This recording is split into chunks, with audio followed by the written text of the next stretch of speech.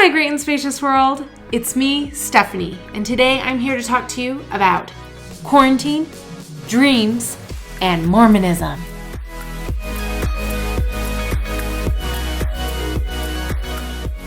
So, since I've left the church, I have had some crazy dreams. I wouldn't say that crazy dreams just started once I left the church. I mean, I've always had some crazy dreams, but they were more Mormon focused once I left the church.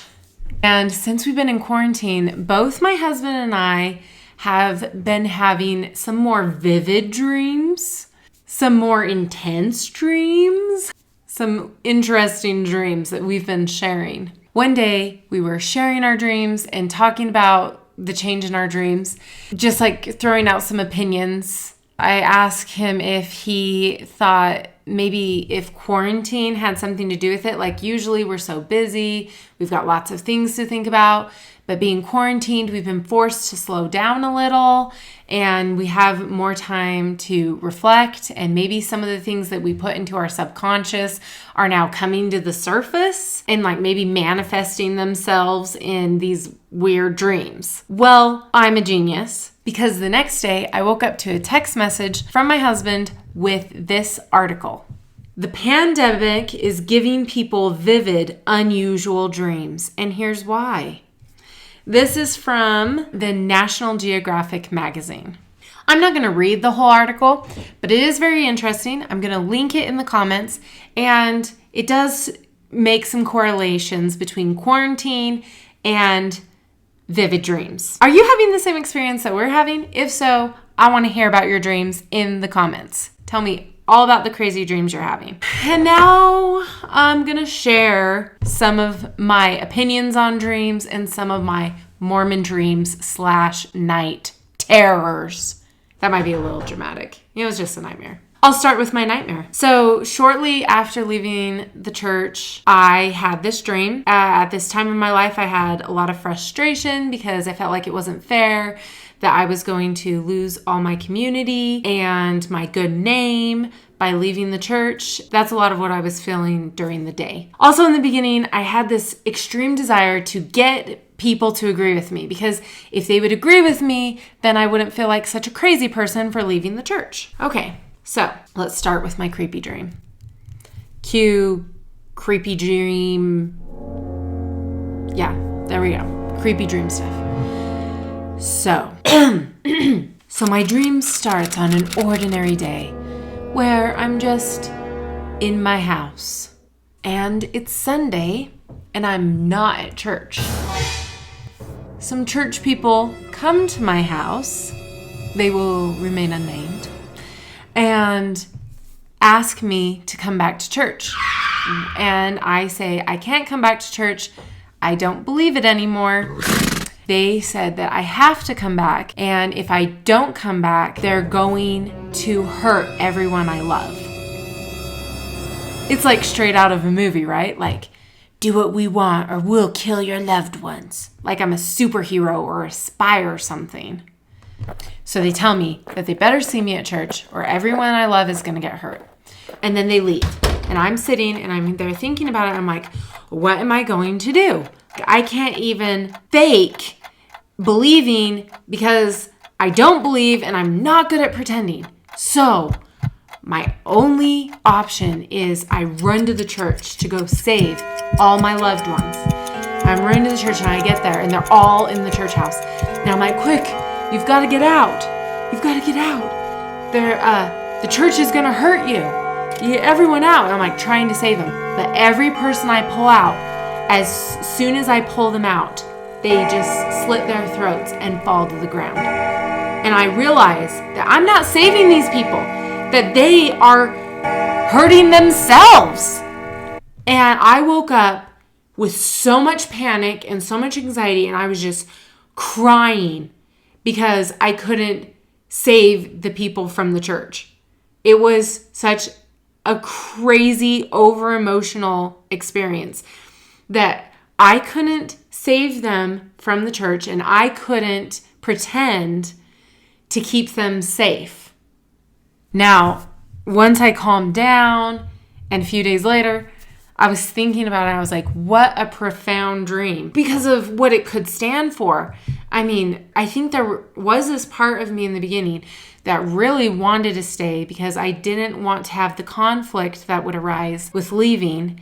And I wanted to be on the same page as people because being on the same page is safe. The other takeaway I took from that dream is you really can't open people's mind to the truth of Mormonism that you feel like you've found. The people have to do it themselves. I know this because as a Mormon, I had plenty of people challenge my beliefs and opportunities to leave, but I wasn't ready at those times. It wasn't until I had this experience this year that caused me to question the church and look at it objectively that I was able to leave. And so nobody made me leave. I had to get to a point where I could leave myself. Just like I couldn't pull people out of the church in my dream, I can't do that in real life either. So I've had quite a few dreams about Mormonism during quarantine, but I'm only going to share one.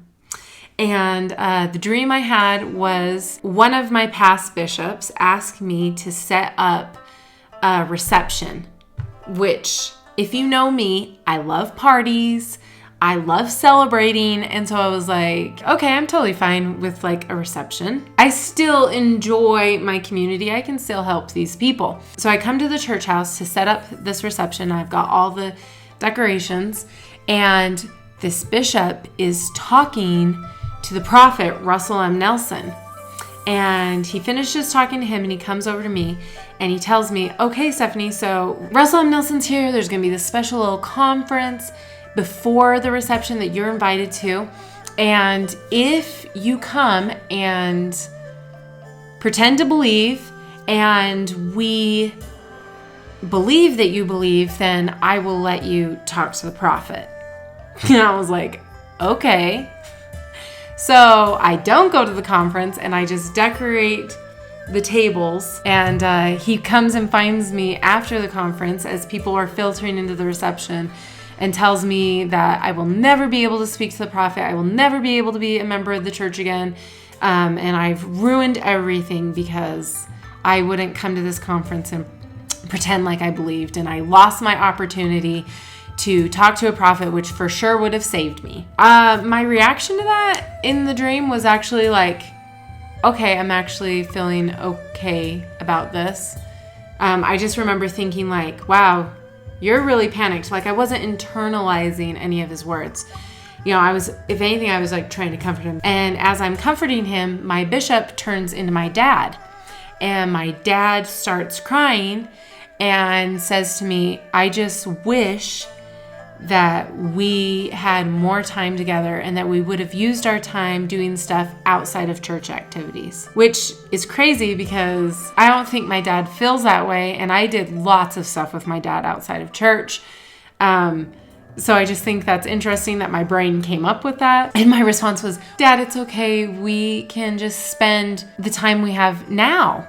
I'm like, we can just stay out all night and like catch up on all this time we've missed out.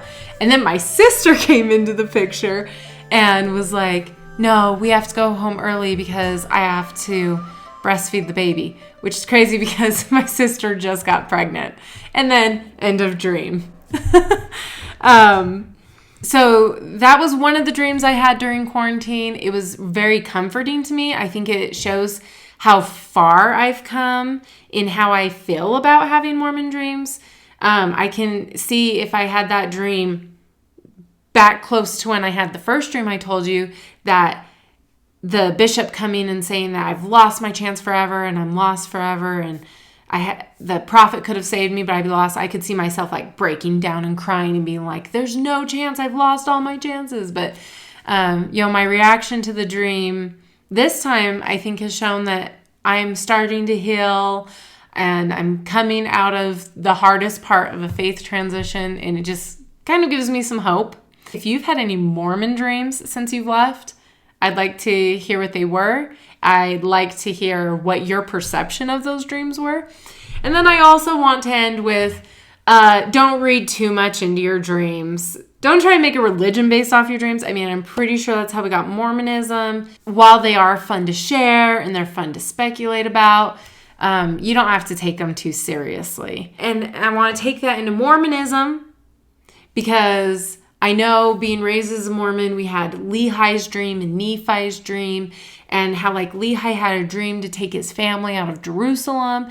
So I grew up really being concerned about my dreams and wondering if God was trying to speak to me. And I can totally see how Joseph Smith could make this pretty messed up religion. If I had to make a religion based off of my dreams that I was convinced God was talking me through, I definitely would have come up with some weird religious stuff. And that's my thoughts on quarantine, dreams, and Mormonism. I'd love to hear from you now in the comments. I love reading your comments. Looking forward to connect with you this week. And I'll see you next week. Okay? Bye. Keep safe. Wash your hands. Bye, guys.